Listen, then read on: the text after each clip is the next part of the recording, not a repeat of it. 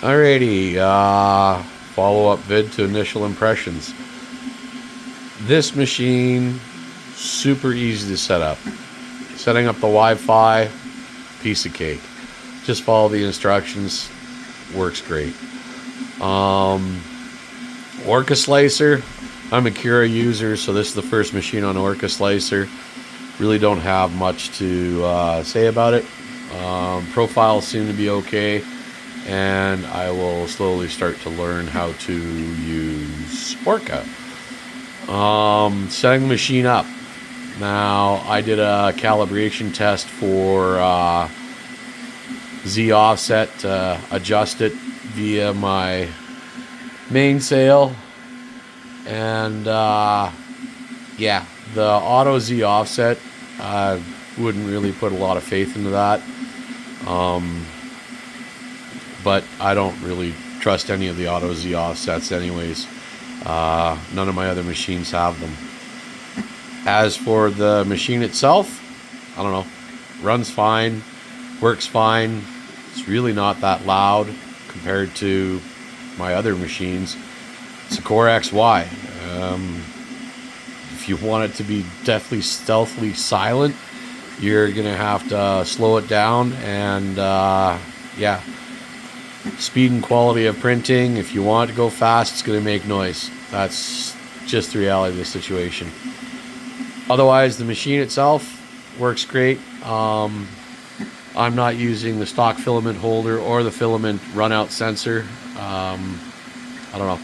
I don't like having filament on the top, and I never use a filament runout sensor because I just don't run my filaments that low for the stuff that I'm printing.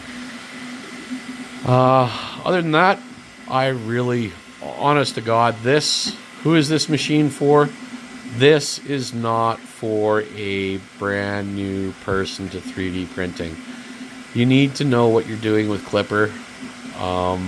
You need to have some knowledge of how printers function and how to make adjustments and stuff. This is a clone of a Voron, and if you look at a Voron kit and say there's absolutely no way I could do that, then I wouldn't recommend this as your first printer either. Second printer or third printer, and if you have Clipper experience, it's going to work out well for you. It's an amazing machine with tons and tons and tons of potential, and Sobel's got a winner on its hand, but it's definitely not a beginner's printer. You definitely need to know what you're doing, because all the different moving parts and the way it's built, it's not designed to be a first-time user printer.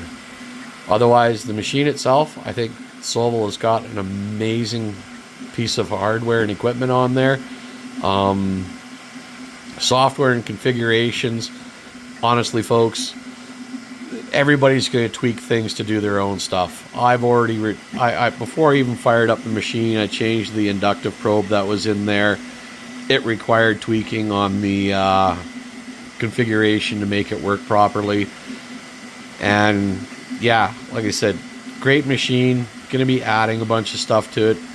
Right now we're printing out my V2 of my spool holder, and I'll show some pictures of that once I've got it all done and installed and how I run my machine. And I'll be putting a cable chain in the back there, because I just don't like that floppy cable, so I'll have it in a cable chain, work on that. And otherwise, the only thing that I really dislike about this, the tool head, although it works exceptionally well, you can't see underneath of that thing for love nor money, right? You have to get way, way, way, way, way down here to make that work. So eventually here, I'm sure someone's going to come up with a shroud that will allow you to see what you're doing there, or completely convert it to a different tool head. And that's something I may actually start working on, is adapting some of the Voron available tool heads out there to fit onto this, just because you'll get better cooling and you'll get complete free clear view of that, and then you're not stuck with a proprietary hot end either. Otherwise, the machine itself, I'm not muting anything. You can hear it right now, and it honestly is not any louder than anything else that I've got. So, all right, thanks. Talk to you later.